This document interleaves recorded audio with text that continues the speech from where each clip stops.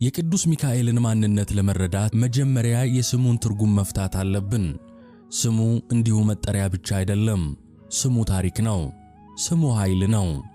ሚካኤል የሚለው ቃል ከዕብራይስጥ የተወሰደ ሲሆን ትርጉሙም መኑ ከመ እግዚአብሔር፣ እንደ እግዚአብሔር ያለ ማን ነው ማለት ነው። ይህ ስም የተሰጠው በምክንያት ነው። በሰማያት ሰልፍ በሆነ ጊዜ ያ የንጋት ኮከብ የተባለ ሳጥናኤል በትዕቢት ተወጥሮ እኔ ፈጣሪ ነኝ፣ ዙፋኔን ከልዑል በላይ ከፍ ከፍ አደርጋለሁ ብሎ በተነሳ ጊዜ ሌሎች መላእክት በድንጋጤ ሲዋጡ፣ አንድ ታማኝ መልአክ ግን በመካከል ቆመ። የትዕቢተኛውን ኃይል በመቃወም በትሕትና አንገቱን ዝቅ አድርጎ እንደ እግዚአብሔር ያለ ማን ነው ሲል ተናገረ። የሳጥናኤል ትንቢት ወደ ጥልቁ ሲጥለው፣ የቅዱስ ሚካኤል ትሕትና ግን ወደ ሰማይ ማማ ወጣው። ትሕትናው ሰውን ብቻ ሳይሆን መላእክትንም ያስደንቃል። ስለዚህም እግዚአብሔር ሹመትን ሰጠው። በኢዮር በራማና በኤረር ለሚኖሩት ለ99ኙ ነገደ መላእክት አለቃ አደረገው። ዛሬ የመላእክት አለቃ ብለን የምንጠራው በጉልበት ወይም በኃይል ብቻ ሳይሆን ፈጣሪውን በማክበር ባገኘው የጸጋ ሹመት ነው። እርሱ የመላእክት ሁሉ መሪ ሆነ። ሳጥናኤል የወደቀበትን ቦታ ቅዱስ ሚካኤል ተካው። የሚገርመው ግን የዚህ መልአክ የተፈጥሮ ውበት ነው። እስቲ በዓይነ ሕሊናችሁ ተከተሉኝ። ሊቁ ቅዱስ ያሬድ በሰማያዊ ምስጢር ተመስጦ የዚህን መልአክ ውበት ሲገልጽ ቃላት ያጥረዋል። እንዲህ ይላል፣ የሚካኤል የክንፉ መልክ ነበልባላዊ እሳትን ይመስላል፣ ከአንደበቱም ነጎድጓድ ይወጣል። እስቲ ያስቡት፣ እንደ እሳት የሚንቀለቀል ክንፍ ያለው ግርማው የሚያንቀጠቅጥ ኃያል መልአክ። ነገር ግን ይህ እሳታዊነቱ እንዳለ መልኩ ግን እጅግ ደስ የሚያሰኝ ነው። ቅዱስ ያሬድ በመቀጠል ዓይኑ የርግብ ነው ይለዋል። ርግብ የዋህ ናት፣ ርግብ ሰላም ናት። ቅዱስ ሚካኤል ምንም እንኳን ሰይፍ የጨበጠ ሰማያዊ አርበኛ ቢሆንም ወደኛ ወደ ልጆቹ ሲመለከት ግን እንደ ርግብ በሆነ የፍቅር ዓይን ነው። አለባበሱን ሲገልጸውም የወርቅ አመልማሎ ይለዋል። ይህ ማለት በወርቅ የተጌጠ ብርሃንን የለበሰ የምስጋና ጌጥን የተጎናጸፈ ማለት ነው። የጸዳሉ ውበት እንደ ፀሐይ አወጣጥ የሚያበራ ድቅድቅ ጨለማንም የሚገፋው ያ የንጋት ፀሐይ የእግዚአብሔር ባለሟል ቅዱስ ሚካኤል ነው። ወዳጆች፣ ይህ መልአክ ሩቅ አይደለም። ይህ ውበትና ኃይል ያለው መልአክ እንደ እግዚአብሔር ያለ ማን ነው እያለ በትሕትናው ያሸነፈው አለቃ ዛሬም በእያንዳንዳችን ሕይወት ውስጥ የሚመጣውን የትዕቢተኛውን የዲያብሎስን ቀስት ለመስበር ዘወትር ዝግጁ ነው። ውድ ተመልካቾች፣ እስቲ አሁን ዘመናትን ወደ ኋላ እንመለስ። ዓለም በጦርነት ወደምትናወጥበት፣ የሰው ልጅ ሕልውና በሰይፍ ስለት ወደሚወሰንበት ወደ ብሉይ ኪዳን ዘመን እንሂድ። በዚህ ዘመን ውስጥ የእግዚአብሔር ሕዝቦች ብቻቸውን አልነበሩም።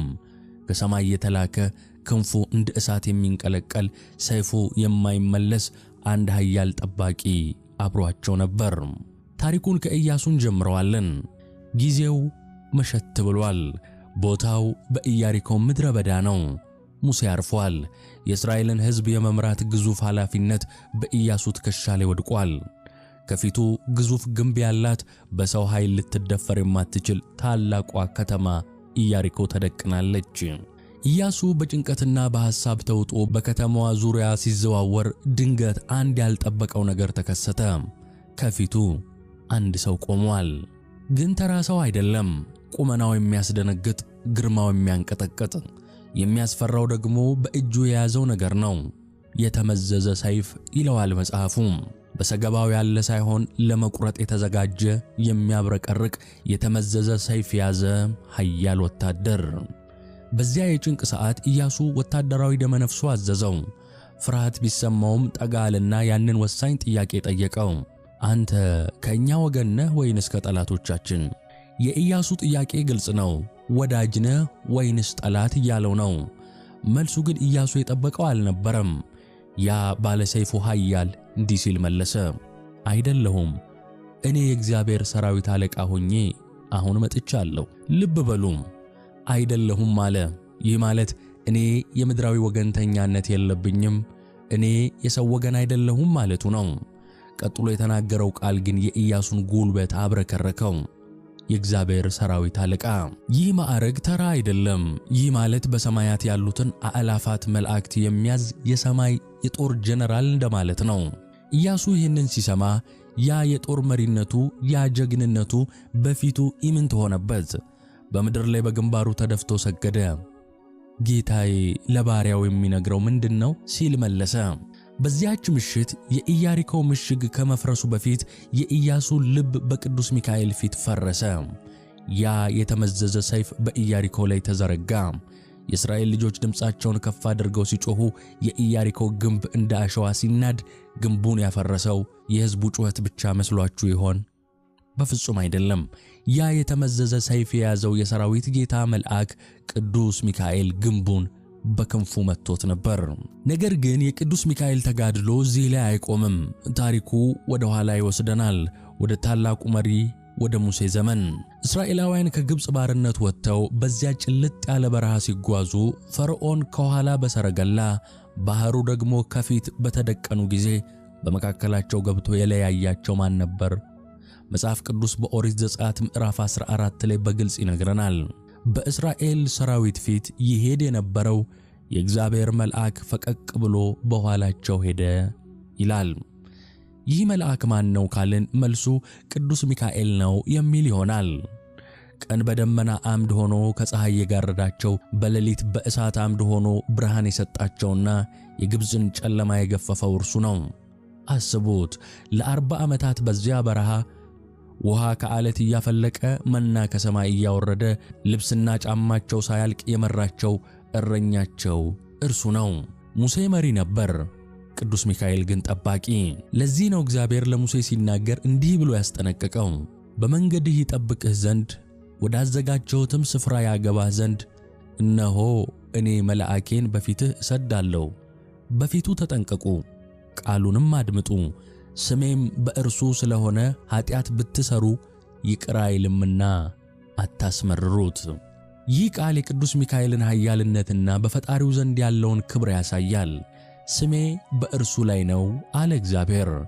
የእግዚአብሔር ስም ያለበት ሥልጣን የተሰጠው ለወዳጆቹ የሚራራ ለጠላቶቹ ግን እሳት የሚሆን መልአክ።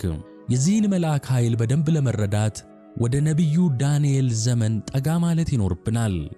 ነቢዩ ዳንኤል በባቢሎን ምርኮ እያለ ለሕዝቡ ነፃነት እያለቀሰ ለ21 ቀናት ጾመ። ነገር ግን ጸሎቱ የደረሰ አልመሰለውም ነበር። ለምን ዘገየ? መልሱ እጅግ አስደናቂ ነው። በሰማያዊው ዓለም ጦርነት ነበር። መልአኩ ቅዱስ ገብርኤል የዳንኤልን ጸሎት መልስ ይዞ ሲመጣ የፋርስ አለቃ የተባለው የጨለማው ኃይል ዲያብሎስ መንገድ ዘጋበት። ትግሉ ከባድ ነበር። በዚያን ጊዜ የሰማይ ኃይላት ሚዛን የሚቀይር አንድ እርዳታ መጣ። ቅዱስ ገብርኤል ለዳንኤል እንዲህ ሲል ነግሮታል። የፋርስ መንግሥት አለቃ ግን 21 ቀን ተቋቋመኝ። እነሆ ከዋነኞቹ አለቆች አንዱ ሚካኤል ሊረዳኝ መጣ።